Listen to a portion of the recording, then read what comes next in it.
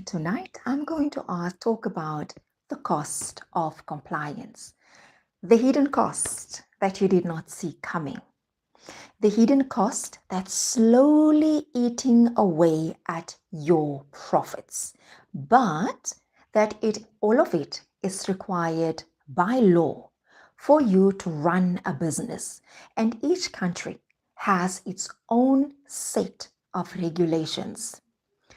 The reality is, if you run a business, specifically in South Africa, the moment you have a registered PTY, LTD, you are being seen in the same light as a multi-corporation. You must adhere to the same rules as a mining company, as a chain of retail stores. So when they look at your small business, you must say yes to the same rules as ShopRite, Standard Bank, as name any Anglo-American, all these big companies. CIPC does not differentiate between a small business that's run by one or two people and a multi-corporation that has a board of directors and who has a payroll of millions. And you need to understand the implications and the seriousness of owning a business in South Africa. When I talk about compliance, right, there's such a strong emphasis on being compliant. Compliant, you must be registered with CIPC, must be registered with SARS, pay your taxes on time, submit on time. That is what compliance is. But at what cost to you, the business owner? To me, you, everyone else who's owning a small business. Let's look at VAT. There is this misunderstanding that if I register for VAT, then I will get money back from SARS. I will make extra money in my business. If that is you, get it out of your head, because it is the most wrong information that you could ever get. In terms of VAT, let's look, before we look at the cost, let's look at the administration of VAT. If you register for value added tax, what does it mean for your business? Number one, everything that you sell, you must factor in the 15% that you must pay over to SARS. That's number one. Number two, you must know that you must file every second month, depending on whether you've chosen an odd or an even month. If you miss the deadline to file VAT, whether you have sold anything or not, you must still file that VAT, because SARS doesn't know that you haven't sold anything or you haven't bought anything. And remember, VAT works two ways. You pay VAT on the stuff that you buy, and you make VAT on the stuff that you sell. If you pay more if you sell more than what you've bought, then you owe SARS. If you bought more than what you've sold, then SARS owes you. That's just the basic principle of VAT. And for you to get your VAT refund, your admin must be in order. The tax invoices must be correct. All the information that is required by SARS must be on each and every tax invoice. the basic information, the name and address of the person that you are selling stuff to or buying from. It's the name and address of the company, the registered number of the company, the VAT number of the company. That's the basic information that has to go onto every VAT invoice. The second important thing about VAT is that the system you have two systems. You have the cash system, and then you have the invoice system.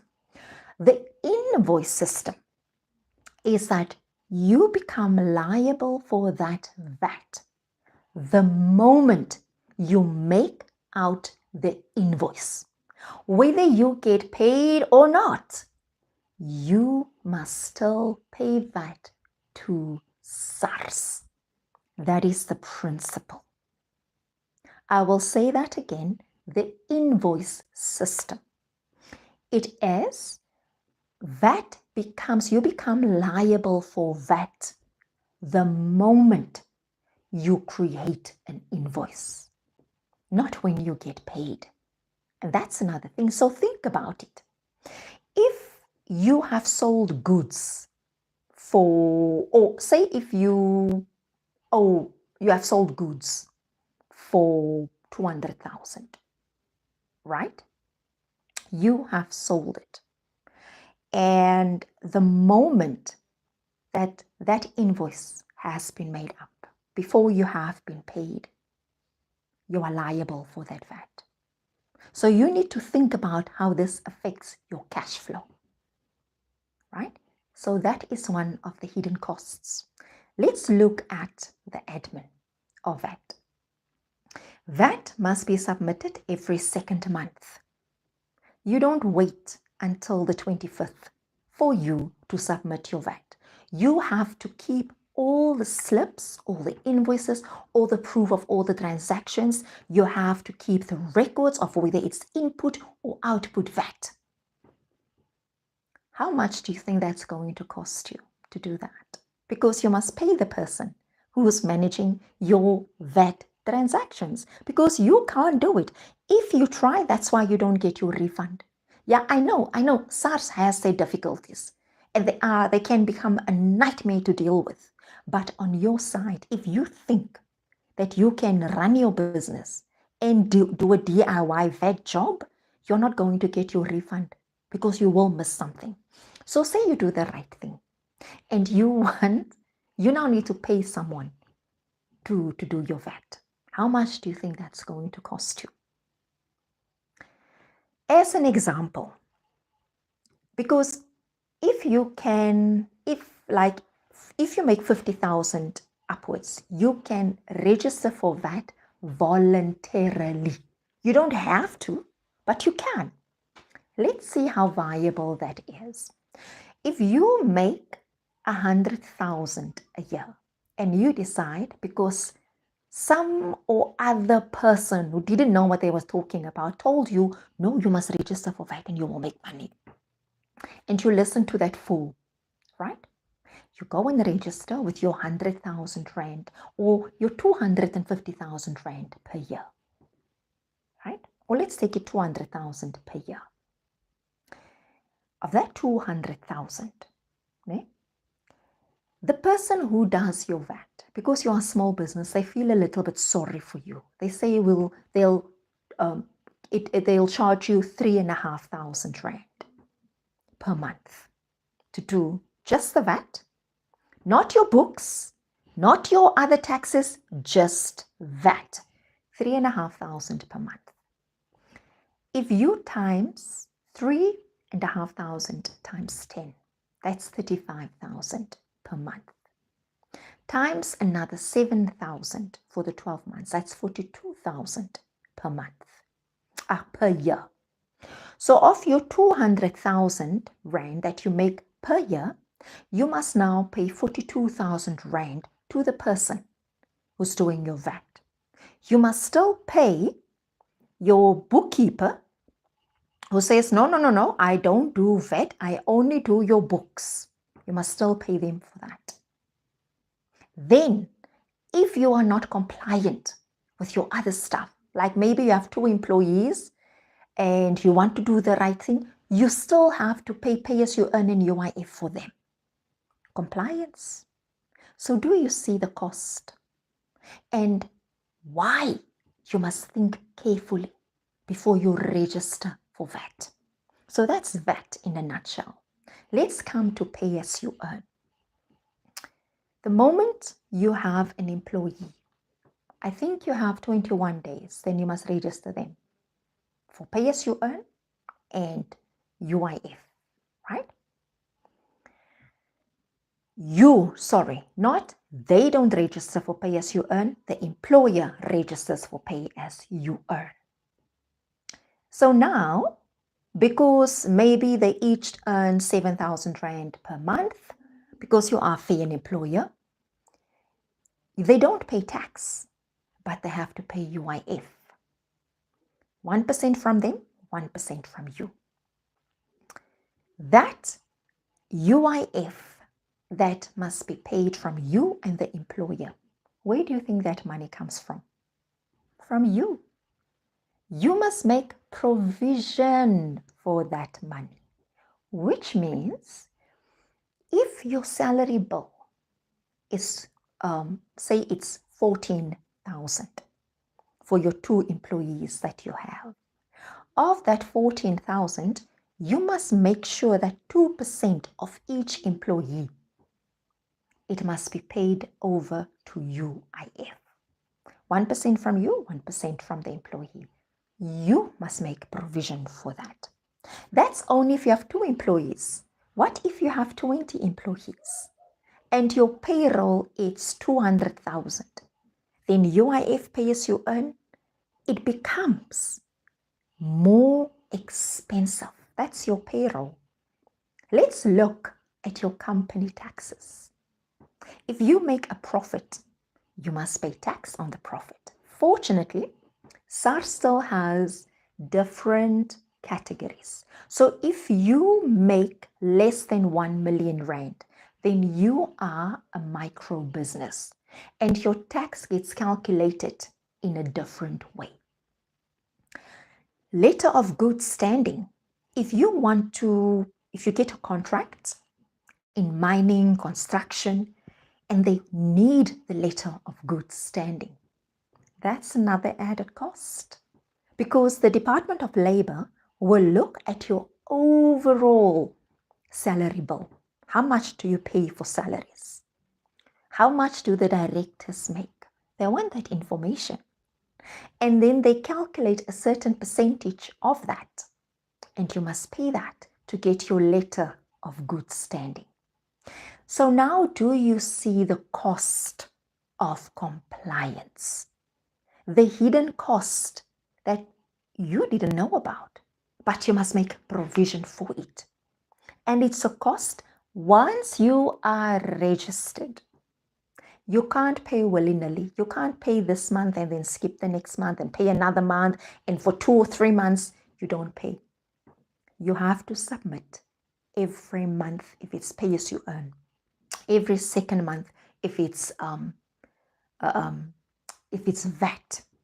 The letter of good standing, fortunately, it's only once a year to the compensation fund.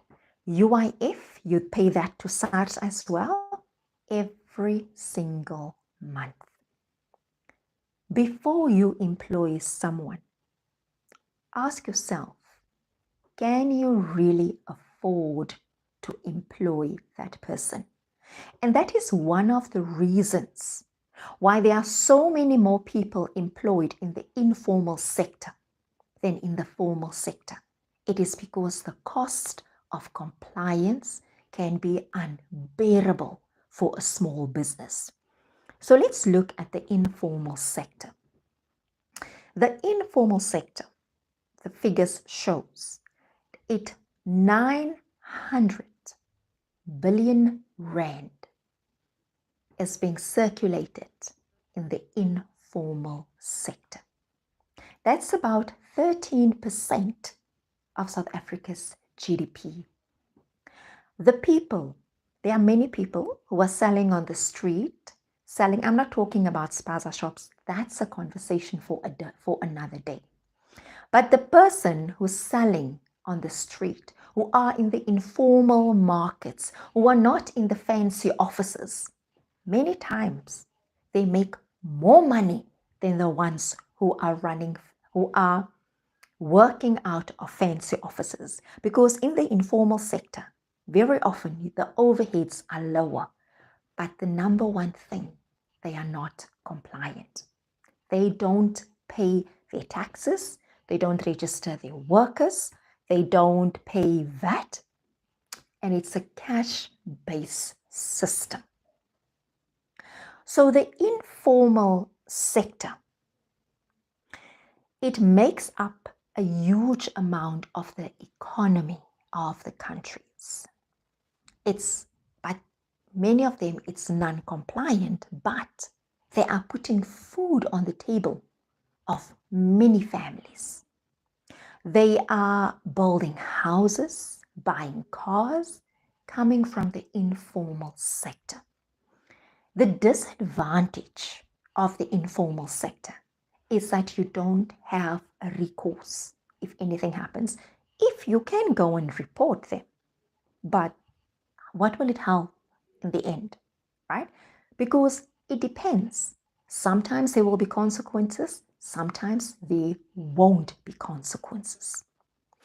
So the point I wanted to make is when you have a registered business, the cost of running business, it's so much higher. I want to add another point, this one for sole proprietors. A sole proprietor is when you don't have a registered business, right? But you are running a business. Sole proprietors are very often under the impression that because they don't have a registered business, they are not liable for taxes. They are.